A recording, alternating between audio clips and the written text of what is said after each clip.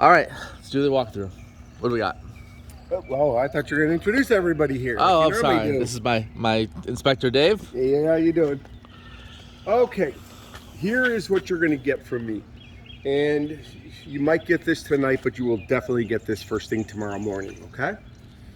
You're going to get the overall property inspection report. Everywhere I went, everything I did, I took pictures of, documents. It's going to tell you the ages, capacity, material, and in some cases the estimated lifespan by the manufacturer. That's basically the water heater in the AC unit. Nothing else really has a stamp on there, okay? I believe the roof's 6 years old, if I remember right. That's right where I guessed it. Okay. 6, 7 years old. All right. You can't interrupt me now. It took me right out of what I'm talking about. Okay, then you're going to get a key findings report. So if there's any issues going on with the house, it'll be in the main report, but then it's going to pull it out of there, create a separate report, so you don't have to look through the whole big report. Everything will be there, same thing. I'll have a picture, description, what it is, what to do about it, okay? We talked about a 4-point and a wind mitigation. Yes, I'm still going to give you the deal on that. But what I want you to do is check with your insurance company before you do it and after you hear what we're going to talk about and what's in the report, okay? Okay. We're going to start with the roof first. Like James said, yeah, it's about 6, 7 years old. That is a 3-tab shingle roof. That's a 20-year roof. Realistically, here in Florida, 17, 18 years. That's about what you'll get out of it. So you got a good 10 to 12 years left of that roof up there. I saw no damage. Everything looks good up there. There's no soft spots, no shingles missing. One little odd thing though, that carport over there on the right-hand side. Mm-hmm. The back shingle on there, we can probably see it from the ground, Okay. is a different color. It's gray, Okay. whereas this is rust colored. Right. Don't know why. When I was walking around inside the carport, the ceiling, I don't know why they did it in the gray. It doesn't look like a patch job. Looks like it was done at the same time. Side of it. Okay. You'll see it when we come back here. All right.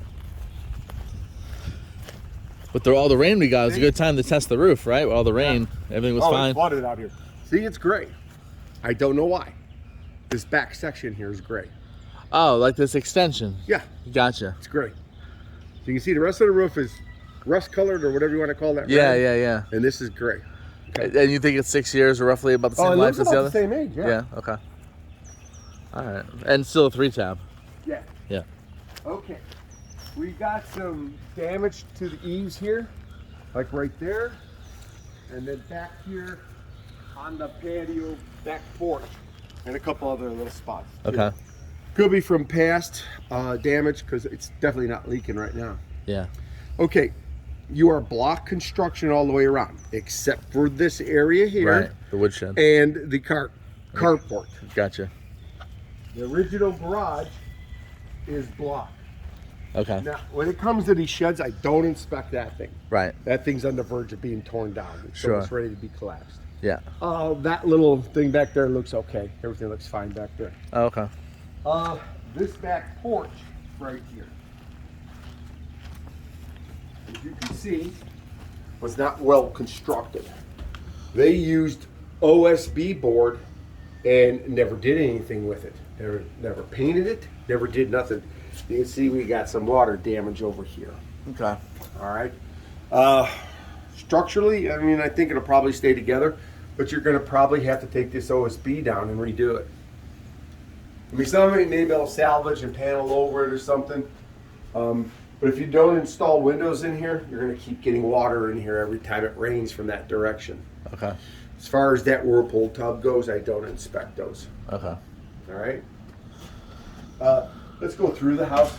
Okay. It's starting to rain out there right now. Let Sure. the shower pass.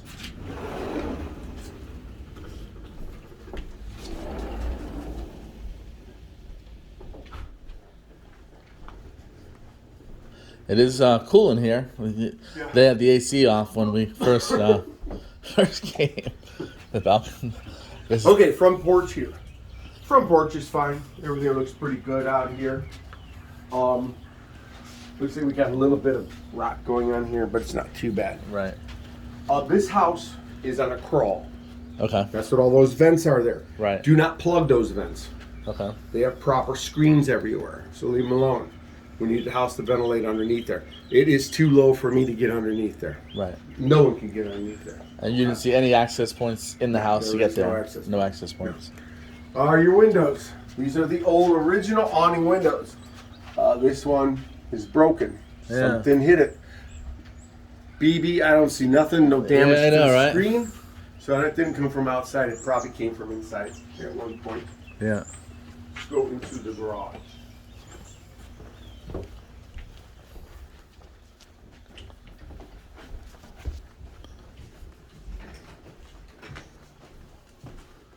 Okay. Now, we're going to talk about the plumbing next. Here's your water heater, 14 years old.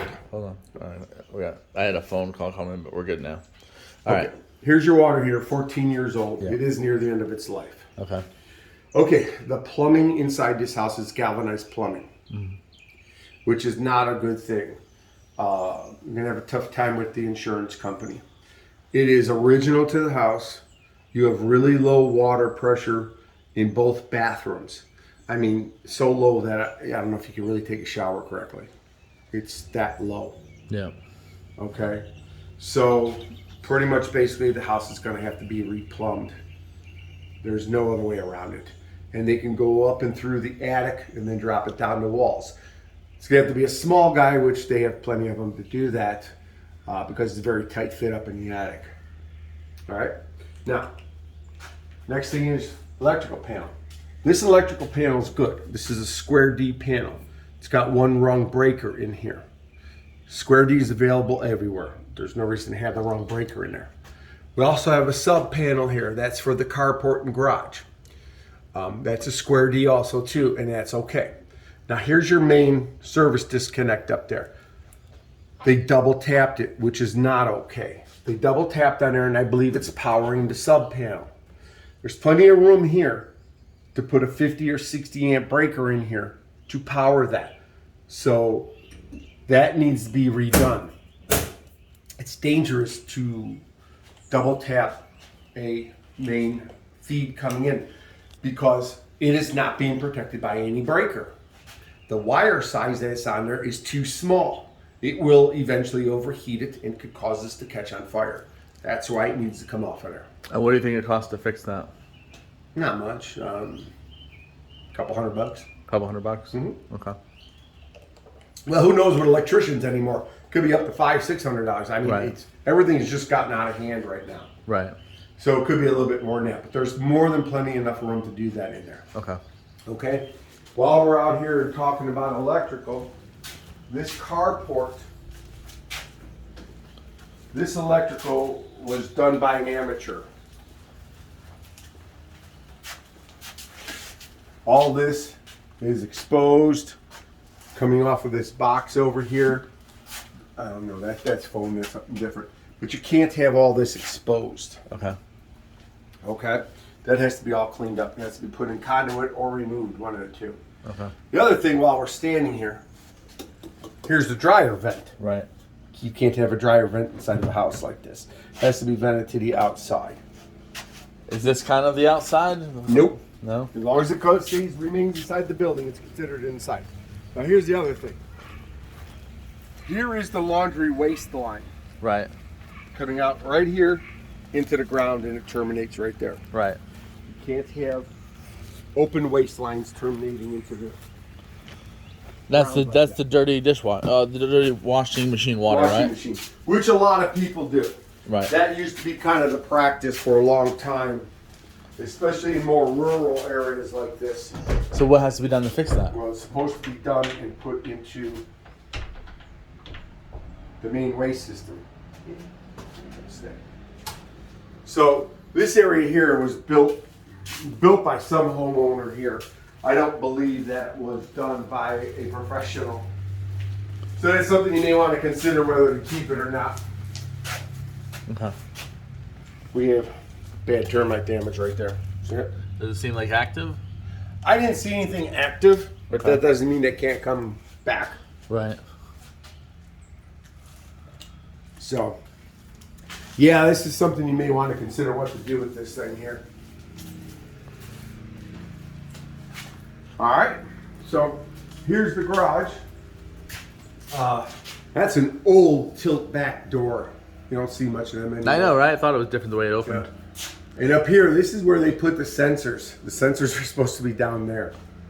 So the thing does work, but it's not going to stop on anything. It's going to keep right on going. And those old springs are kind of scary. That's kind of wild. I never seen that. That's an old door. Okay. Well, there's your washer and your dryer. And the other thing too, there's the power line for the dryer right there out in the open. Right. Can't hear that. The water is exiting the house okay for the washer dryer? Into the backyard. Okay. But it's not, the galvanized plumbing is not affecting that? That has nothing to do, well, that has galvanized plumbing supply to it, yeah. Right. Like I said, this whole house is galvanized. Okay. There's not partial anywhere. So here's the kitchen. Ran everything in here. Cooktop is really old, but it still functions. Everything is functioning in here. Even the dishwasher, as old as it is, it still functions. Yeah. So, but like I said, it's still all galvanized plumbing in here. And the water is pretty bad in here too, the pressure? Pressure's not bad here. That's actually a lot better. Okay. That's the best in the house. Yeah. And that still is kind of low. Yeah. So on the interior here, I went around checking all the outlets, all the doors, all the windows. All the windows actually work. Everything is working properly with them, except for the one that's broken. Right. And if you have plans that you'd like to take this wall down, Yeah, we talked about that. you can, Awesome. We talked about that. because it's hollow. Yeah. It's not load bearing, so you should be able to take it down. Worst case, you may have to put a post here. Right. But you have a post there, put a header across there, and you'll be just fine. Nice. Okay? So everything's good there. Now here's your bathrooms. No, we got one more thing to do with this. Okay, this is what I'm talking about. That's your water flow here in your bathrooms, Right. which is very, very low. It's like not even half. And like I said, your showers, not much going on there. Could it be the shower head? Well, that shower head's probably shot, yeah.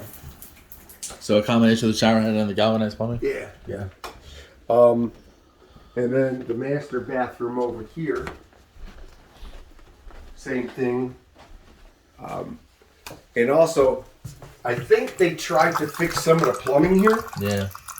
on this side because I saw a little bit of CPVC in here. And that shower, the hot cold is backwards. Okay. That's supposed to be hot, but that's cold. Right. Is that an easy fix? Just to switch them? Yeah. They can do that when they replumb the whole house out.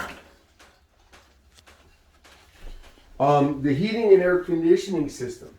Yeah, all your vents are on the floor because that's where they ran all of the ductwork. It's not up in the attic. Right. But if you want to switch that around, that can be done too. When they replumb the house out, they'll be replumbing it up through the attic too. Your heating and air conditioning system is very old. I can't tell you exactly how old it is because the faceplate is pretty much worn off. Right. It's just nothing left to it. So I know it's at least over 20 years old. It's working, but I can't tell you how long it'll work. So it actually meets the min-max test and everything, huh? Yeah, it's amazing Yeah. for how old it is. Yeah, it is. Still It is working. cool in here. Yeah. So that's basically it. Now, before we did this video, you mentioned the electrical could be expensive, but you said that panel to switch it was $500. Am I missing another part? No, not the panel. Right. I know. The double tap. The double tap. Is that where it's really expensive? Like, where's the No, the expensive part is the cloth wiring, the cloth wiring? if they have to replace it. And the cloth wiring is throughout the house? Yes. Okay. That could end up being rewiring the house. Now, when you do a 4-point, it's electricity, AC, That will all be on there. roof, plumbing. It'll be on there. Yes. The ones that'll be dinging him is the cloth wiring And the plumbing. and the galvanized plumbing And the age of the and the AC. old AC. The only thing that's going to end up being good on there is going to be the roof. Right. I do know some insurance companies will give you 30 days to fix it. They give you insurance right away, but you have to fix some of these things, so that might be the case. I don't remember if it's that one or this one.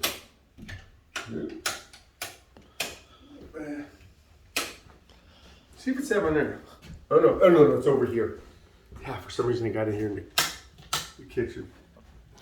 All right, is that everything? Yeah, that's it. Just roughly galvanized plumbing, fixing it. You think 5 to 10 grand? Yeah, probably closer to 10. 10, and then if you have to do all the cloth wiring, another 10. I don't know. Yeah, it probably, or if it could be more because I've been so far off with the electrical because I don't know why these guys, they're just charging through the roof now. Yeah, And material is so expensive. yeah. It's just, the copper has just gone through the roof. Everything has. But they keep telling us there's no inflation. All right. Thanks for your help. Okay.